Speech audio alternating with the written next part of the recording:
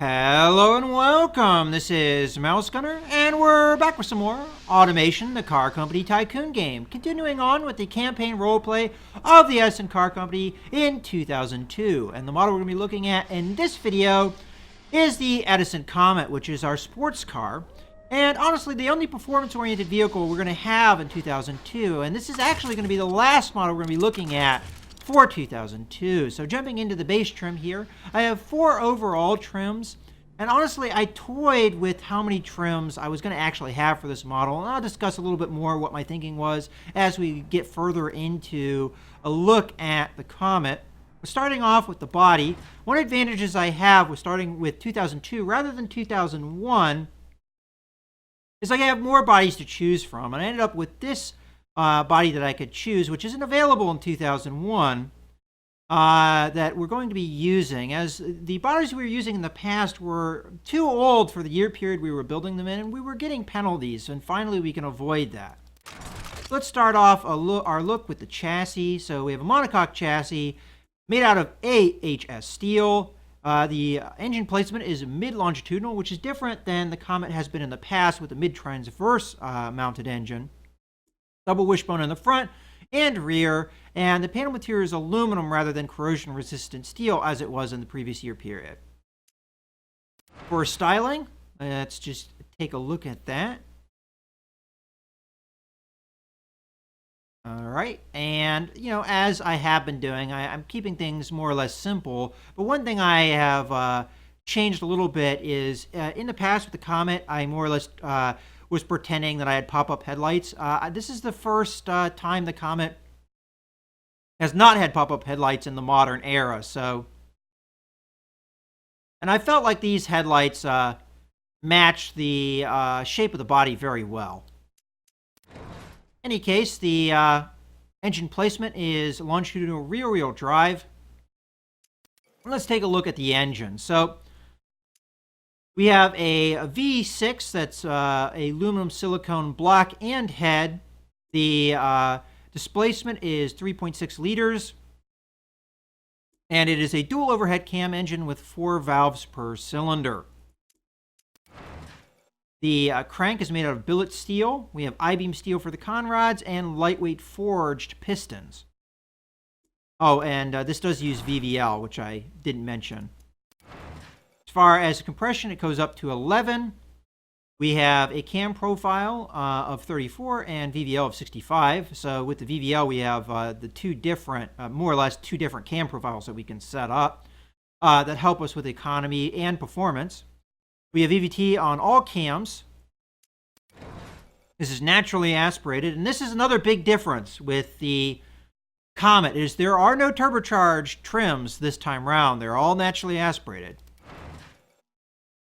We have multi-point electronic fuel injection, throttle per cylinder setup with a standard intake, and we have super fuel. Fuel mixture comes in at 14, ignition timing at 68, and the RPM limit is at 7,500. Exhaust, I have long tubular, dual exhaust, and with 2-inch exhaust diameter, high flow, 3-way cat, and one straight-through muffler. So we're going to have a bit more noise with this, but that's more or less what you want with a performance-oriented vehicle. And the end result of that is we have 321 horsepower and 259 foot-pounds of torque. So jumping into the actual trim setup, we have the gearbox, which is a 6-speed manual with this trim. And I set up that 6th gear to be an economy gear. So the first 5 are more or less acceleration gears that are going to get you to that estimated top speed. And then the 6th gear is going to go beyond that for cruising at highway speeds to give you a little bit better fuel economy. So what we end up with is a little under 25 miles per gallon, so 24.6, 0 to 62 time of 4.9 seconds. And I do have a geared LSD as well that's going to really help with wheel spin and performance overall. We have sports compound road for the tires, which is going to give us more grip and help again with that wheel spin. 18-inch rims. We have the 225s in the front and 295s in the rear, and then I have some rim offset so that the narrower wheels up front kind of fill out the body. For the brake setup, I have a solid disc 2-piston up front with as large brakes as I could fit, and solid disc 2-piston in the rear with, again, as large brakes as I could fit. Now, again, these brakes are not set up optimally, and that is, again, because I designed this before I was made aware of some changes to the game since last I played, and I go into more detail discussing that in my last video covering the Nebula, if you want to see my discussion of that. And again, I have a lot of things to honestly say about that change, but yeah, this is definitely could be optimized, and it isn't, honestly, but let's go ahead and move on. We have a fully clad under tray, and the cooling airflow is coming, well, it should have come roughly 10 above, but it looks like we're going a little bit around 15 above. The required cooling. We have 2 seats. You know, that actually bothers me. I'm going to lower that down. Oh, yeah, I guess that's why, because it's quite a bit of a step up. I guess that's why I had that. Usually I try to go about 10 above, but it's such a dramatic difference between one tick that that's, I guess, why I was higher than I normally go. In any case, we have 2 seats, the only selection we have. Sport interior, premium CD, and this is going to be more or less standard for all the trims. And then we have all the driver assists selected. So we're putting out quite a bit more electronic tech into the Comet than we have in the past. And this is going to help us in a number of ways. For instance, if we take off the traction control and electronic stability control, which I don't think we used to have on the Comet, you can see how much that has helped our drivability of this vehicle. They're definitely really helping us out.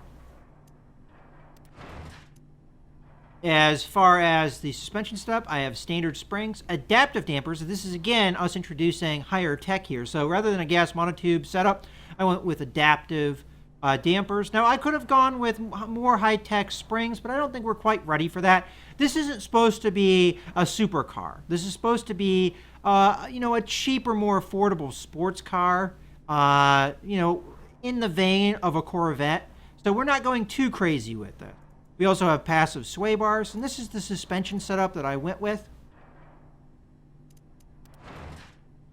Let's now look at the test track. So we've got 185 miles an hour for our top speed, and I will point out another big difference with the Comet this year is I do not have a wing. Now, a big reason for that is I just didn't find that the wing really looked all that nice on this model, at least the way I put it.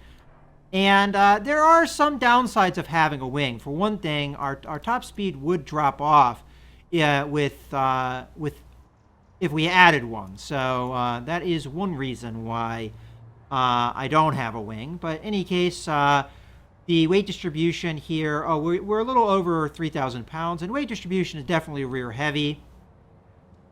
I think more rear heavy than it probably should be with a mid-mounted engine. But it is what it is. We already saw our acceleration, and this is our quartering G's, which looks pretty darn good. Let's see how well it does.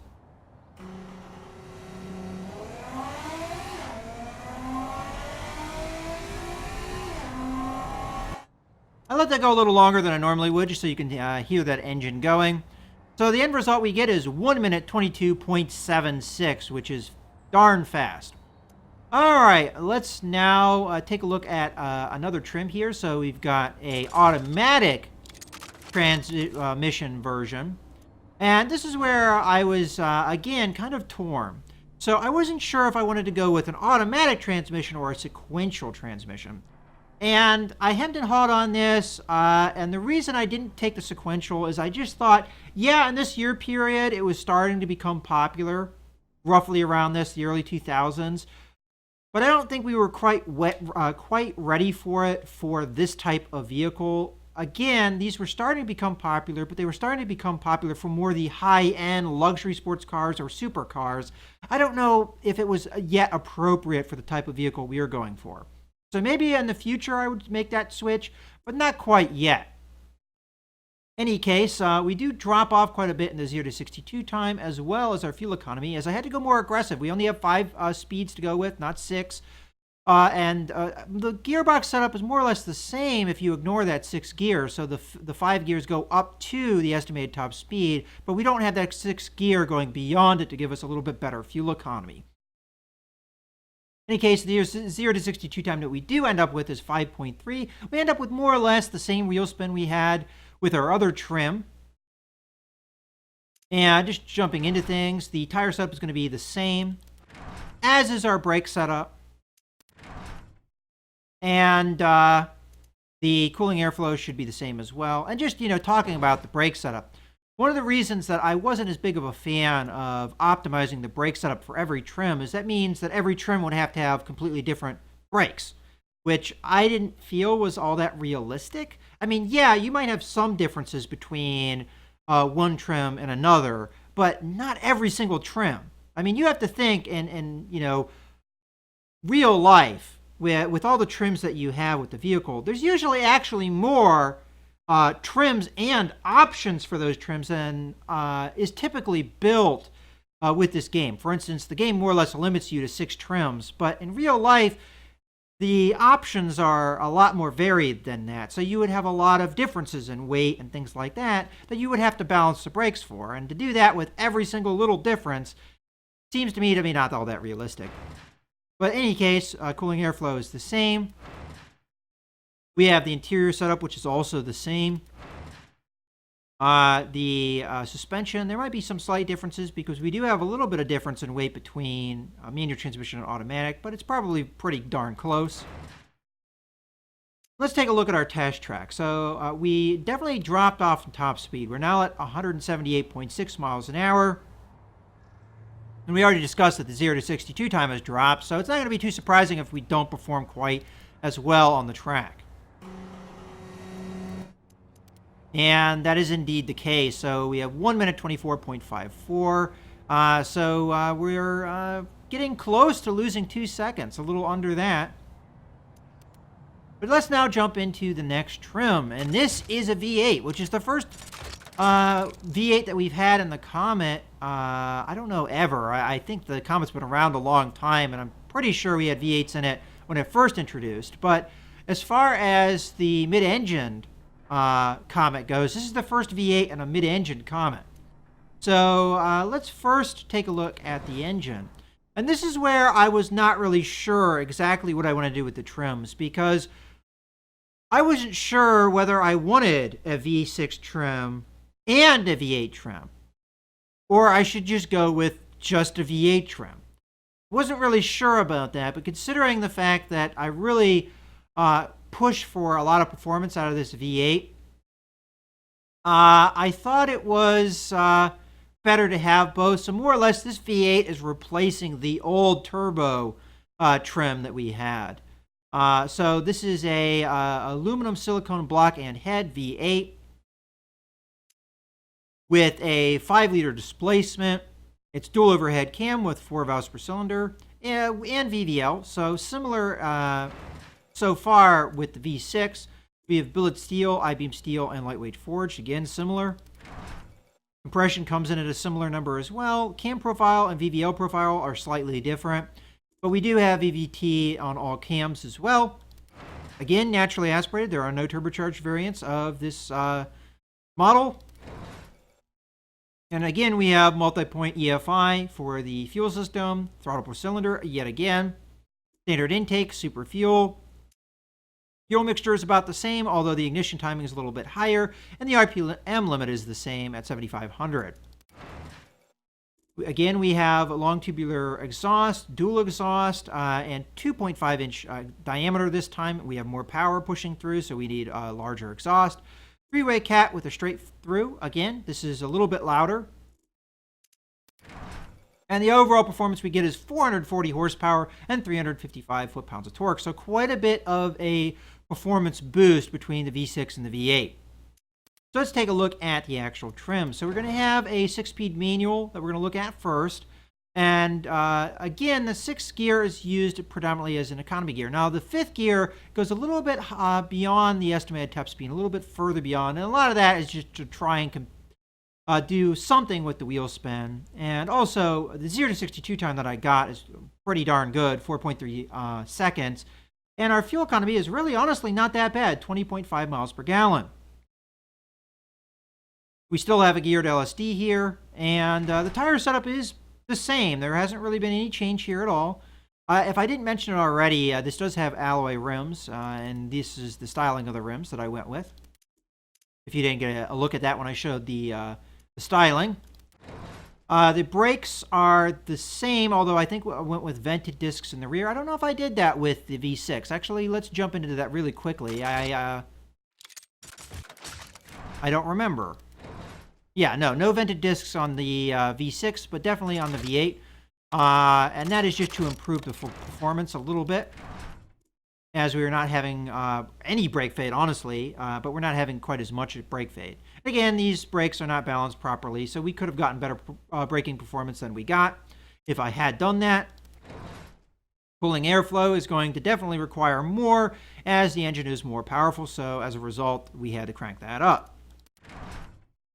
The interior is, again, the same. All of these trims for the Comet are going to be the same across the board here. There is no real quote-unquote premium trim, but considering that we have premium entertainment for all the trims, I think we kind of make up for that. As far as the suspension goes, it's going to be the same setup, but we are going to definitely have some tweaks because of weight balancing issues. Let's go ahead and jump into the test track. So we hop up to 198.5 miles per hour, almost 200 miles per hour, but not quite. The weight comes in at 3,200 pounds roughly, and weight distribution I expect to be more rear heavy. Let's go ahead and see our time. I expect us to be quicker, just off of the much higher top speed and much quicker 0 to 62 time alone.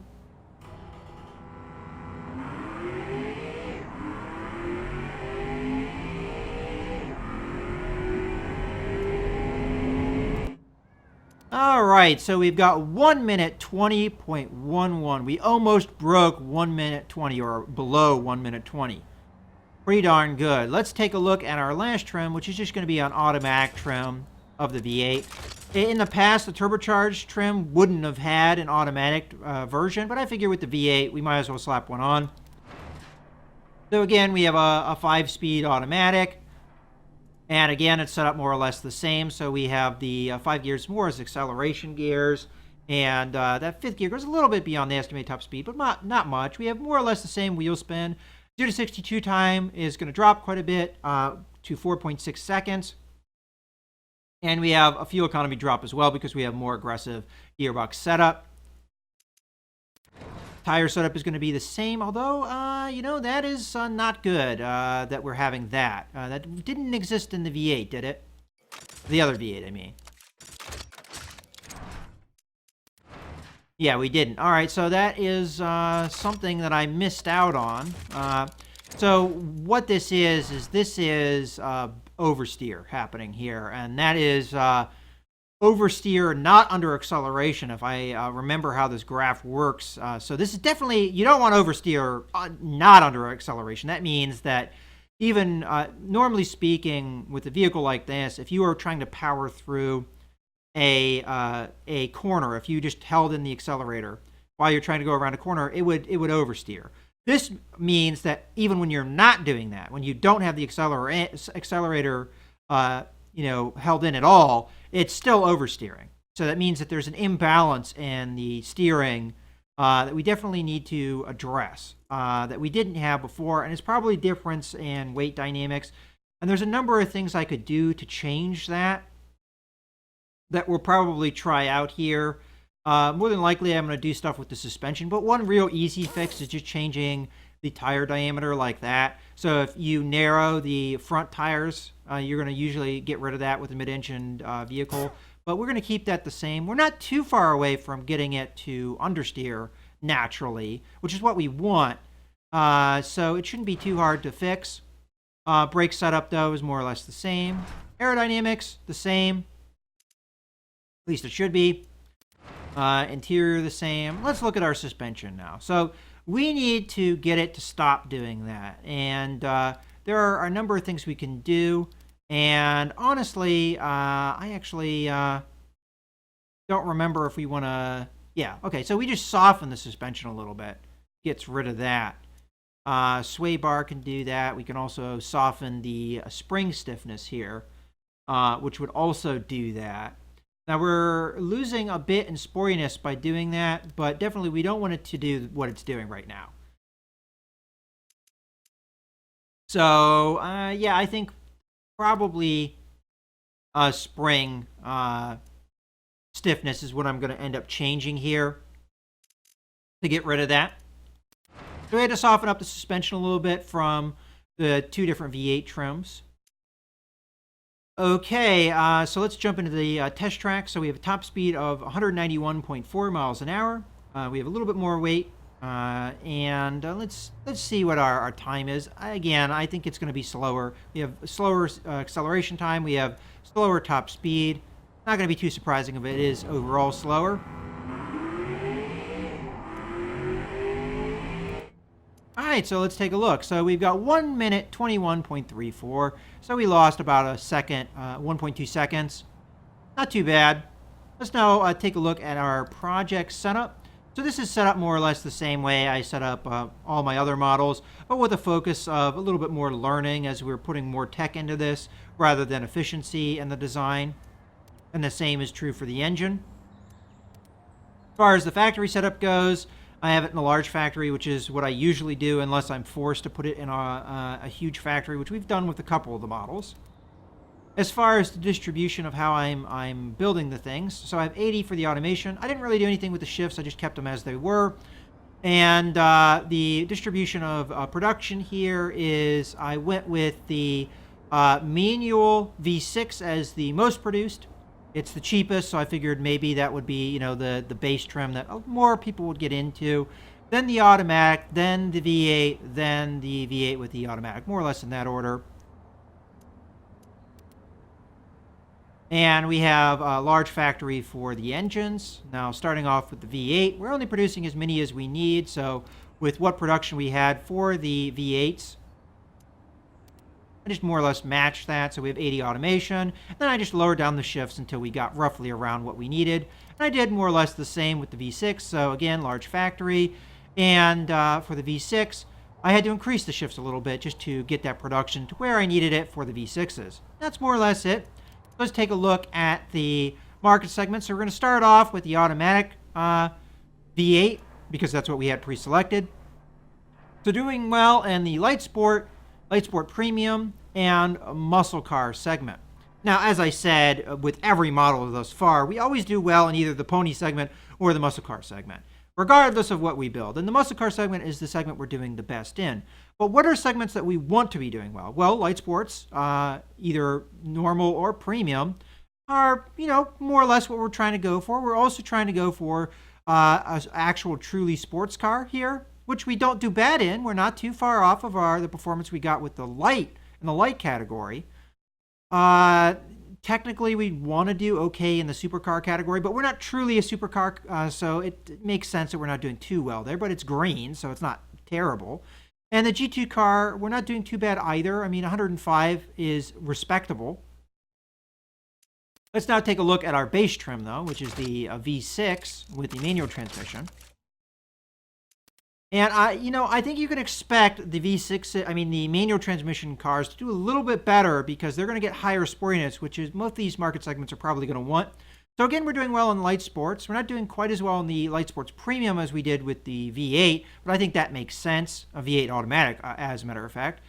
We're doing well in a new market segment, the track category, and then we're still doing well in the muscle car segment. Not doing quite as well in the GT segment, and I think that makes sense. Sports budget and sport, I'm not sure if we're doing better or worse. I don't actually remember the numbers, but we're still doing pretty respectably. But we're doing pretty darn well in this track segment. So if we jump into the automatic, I think we're going to have a little bit of shifting here because of the difference that we're going to have in sportiness. So we're no longer doing as well in the track segment, and we've actually shifted that over to the fun premium. So we've light sports, fun premium, and muscle car segment. Light sports being our strongest one. I haven't really been discussing the price, but I have a 5% markup for all of these. And we're looking at a little over $25,000 for the V6 automatic. Let's look at the V8.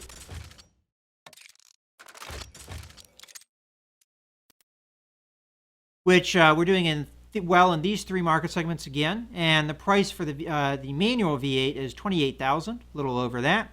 So we're doing well again in the light sports premium, and the muscle car segments. The light sports premium being our strongest. GT car, we're doing definitely better here than we did with the automatic, which is not too surprising, as sportiness is going to be higher. Let's see about the supercar here. So yeah, definitely better here as well, because I think we were doing something like 77, somewhere around there, and now we're doing 89, so definitely better performance here. And we're doing pretty well in the sports car segment, sports budget, and we're doing really darn well in the track segment. We're just not doing as well as these other three categories. And what is this, convertible sport? We're doing well in that segment, even though we're not a convertible. All right. And muscle premium we're doing pretty darn well in. So let's just do a quick comparison. There's not really much in the way of comparisons we can make, but we can compare our previous year period Comet as a nice point of comparison, and we can also maybe open up the consolation here. So as far as drivability goes, this isn't necessarily our best performer in this year. What was our worst performer? Was it the Star? Yeah, so we're doing better than the Star, as we don't have anything that low.